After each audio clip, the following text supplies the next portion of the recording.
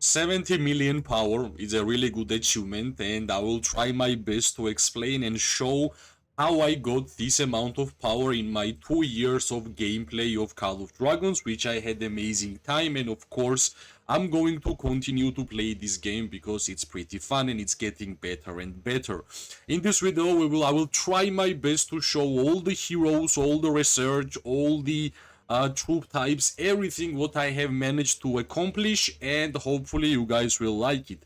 Like, subscribe, share, and let's dive into the most important parts of the video. First of all, let's go inside the VIP store, because I think levels of VIP stores are really important, especially at the end game.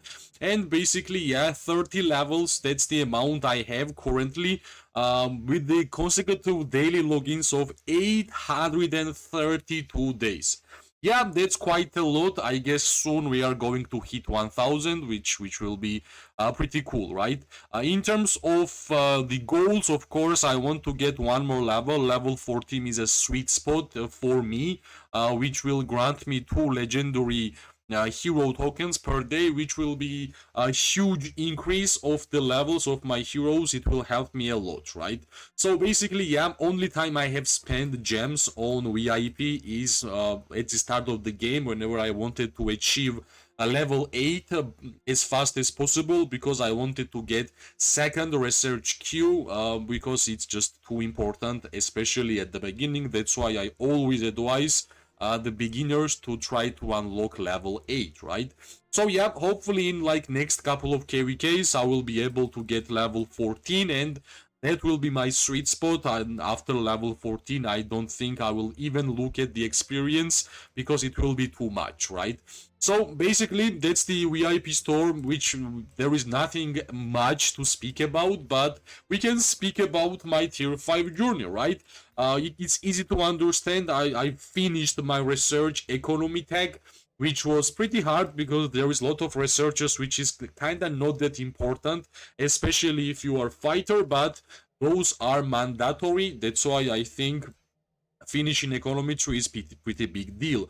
Right now, what we are doing, right? Last KVK, when we get 12 million merits, first time ever, I actually had level 7 assault strategies too, which is 9%. So basically, this KVK, we should be at least even more stronger, right? At least 3% more stronger will be good enough. So what's happening on my tier 5 journey?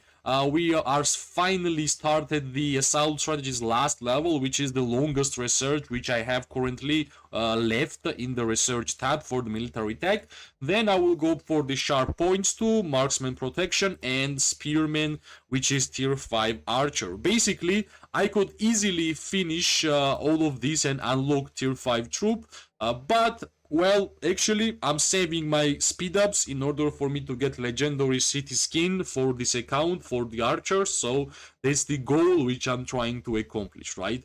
That's enough. I guess this is the end game of research. Like, this one skill will be completed, and then we are just moving forward into the tier 5 section, right? So yeah, the research was pretty painful, a lot of time, a lot of resources, but yeah, finally we are getting closer and closer to unlocking our first tier 5 troop, which will be archer. And then I will try my best to wait until the legendary city skin for the archers, and I will try my best to upgrade all of my troops from tier 4 to tier 5. And regarding the troops, I think troop count on this account is one of the most proud things which I have currently, right?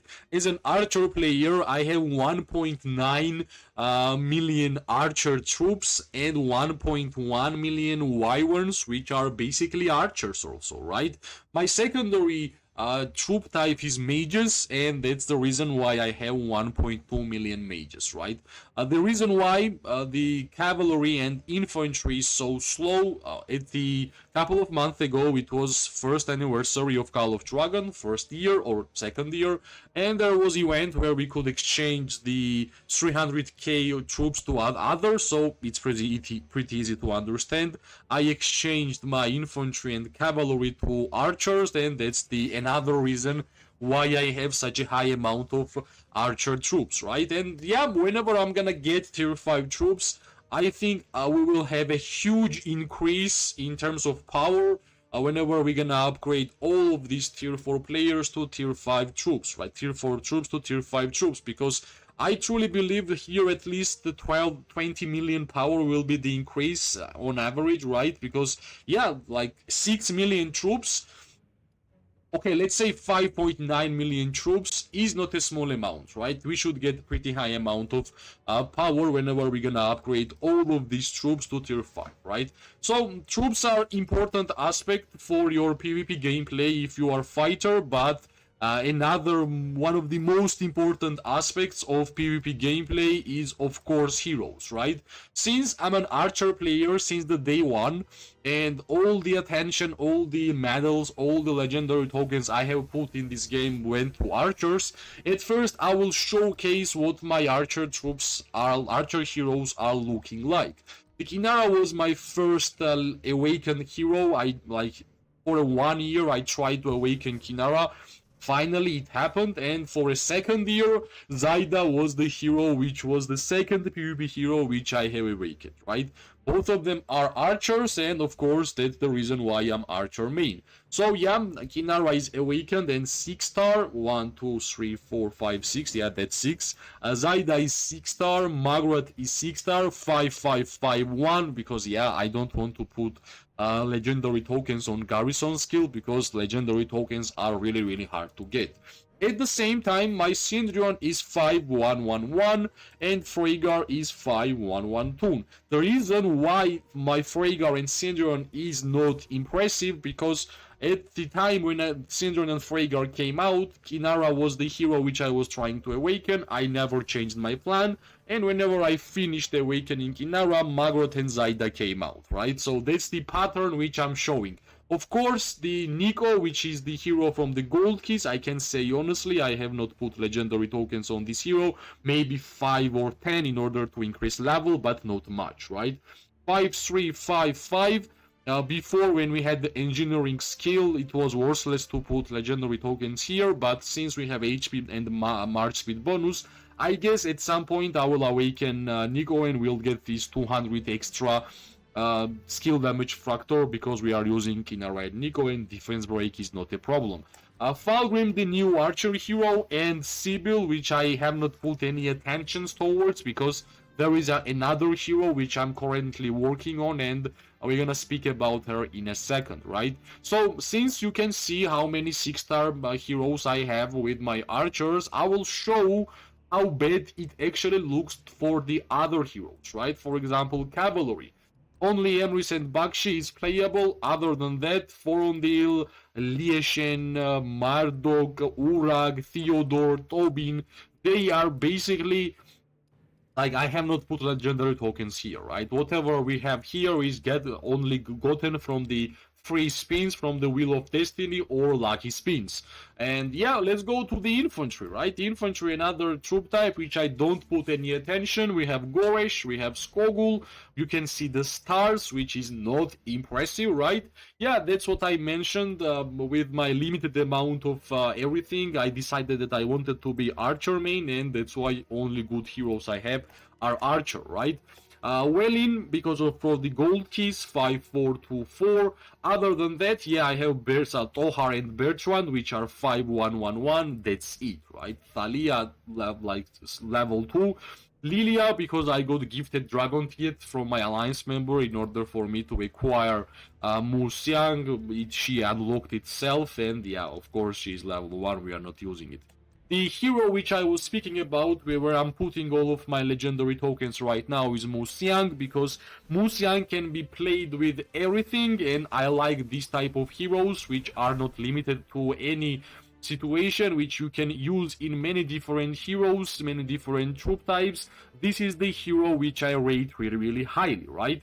And of course, yeah, Tia, because of the gold keys hero, in this awakened because of the dragon tail token. So basically, if you play the game, you will unlock in this, right?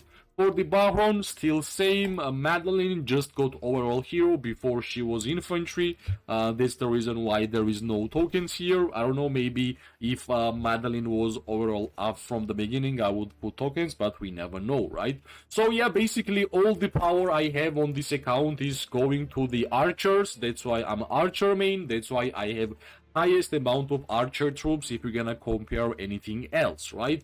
For the PvP gameplay, of course, heroes are important, right? But there is other way in Call of Dragons which you can impact PvP is of course artifacts, right? The reason why I'm not tier 5 right now and I'm a late tier 5 because almost every single end of the KVK I was opening artifact compendiums which was cost 30k gems and it was guaranteed 2 legendary artifacts. From that one event, that's how I got these artifacts, right? 30k gems, 2 legendary artifacts, and yeah, like out of my 2 years of gameplay, I think I have only opened 400 forged keys from the Forge of Light event, which means basically nothing, right? So, Phoenix Eye, level 5. I think Phoenix Eye and Tear of Arbon was my first level 5 artifacts. I don't know what happens with these 2 artifacts. I'm basically getting them every single time. Sometimes even with artifact compendium or generally from normal pools. Shadow Blades level 2. Head of Kamasi level 2, which I rate really highly, this artifact. Fang of Ashkari level 2. Mirage Orb is level 2, which I got both from the compendium. The Rattle Spear level 1. Gilded Crossbow level 1, Storm Arrows level 3, Solan's Blade is level 3, Kingslayer level 2, Spring of Silence, which I don't rate, which is level 1, Lucius Horn is of course, we have Breath of the Gigantis, Wolf Woman of Hailor is level 1, the best artifact for infantry players, which is Spiritbound Torque is level 1, Shield of Stubbornness level 1, Thunder's Elegy level 1, Iron Tusk, same Staff of Prophet, Mad Goblin's Bomb, and these are basically Peacekeeping and Dragon Rift Armor and some Mana Stone Hunter. So basically, if you want to get a lot of artifacts in this game, try your luck in Artifact Compendium at the end of the KVK and just play the game, because out of my 832 days, this is the amount of artifacts I have gotten by just playing the game, only spending gems and only using forged keys to open Forge of Light. Almost every single artifact what you see, which are mainly exclusive ones, you can see the opening of those artifacts on the channel in short section or even some videos, right? So basically everything what you can see here, you can see in other videos. So that's like kinda enough for artifacts, right? Like we can't really speak about every single artifact one by one. We can move on to the section where we're gonna speak about another way of impacting the battlefield. That's actually war pets, right? If you think that war pet is just an accessory, you are totally wrong. War pets are basically like a third hero. So as an archer player, you can easily guess I'm focusing on archer war pets, right? The first war pet which I finally managed to finish, which I was working for 1 year, is of course my Snowpeak Rogue, right? Finally, my first ever talent skill 3-star concentration, we managed to do it. I don't know how much time I have spent catching Snowpeak Rocks and putting the experience in concentration, but finally it's here, and finally we managed to get advanced concentration also, right, which is really important. Of course, I will try to get the Blood Roar 2-star and the Fatal Bite 2-star, or maybe I will even like remove Fatal Bite 1-star and put the advanced Chain Strike, because I rate healing highly, especially for archers, right? So basically, this is my first war pet which I kinda completed, and where I have not spent any single money in this war pet section. Everything what you can see here is by just gameplay, right? The second war pet, which I'm trying my best to actually make it 3-star, is of course Shadow Manticore. And for the Barbarism, you can see 2.5k experience is already there. We are getting closer. I hope at the end of this KVK, we just started a couple of days ago, I will be able to make this 3-star barbarism. Yeah, advanced barbarism, one of the most crucial skills for the Shadow Manticore in order for you to deal damage. And yeah, I'm trying to collect Tigdra crystals because I'm for sure going to exchange Tooth of the Claw with the advanced chain strike, because yeah, not only I love healing for archers in open field PvP, I especially love healing for Magrot and Zaida. So yeah, of course, Shadow Manticore will get its own healing from the advanced chain strike. Yeah, like 33.3%. This is too good to not choose. So yeah, of course, I have one Hydra Crystal. I think in this KVK I will get two more, and yeah, finally I will have that one, right? Night Rogue, I did not put too much attention towards the Cedron and Freygar. They still warped for them, and my Night Rogue doesn't really look that impressive. I kinda made the Rare Rage 2-star and left the Warped how it was. The one more Warped which I was kinda working as a side project because I got really lucky with the regeneration is of course Sapphire Frederick.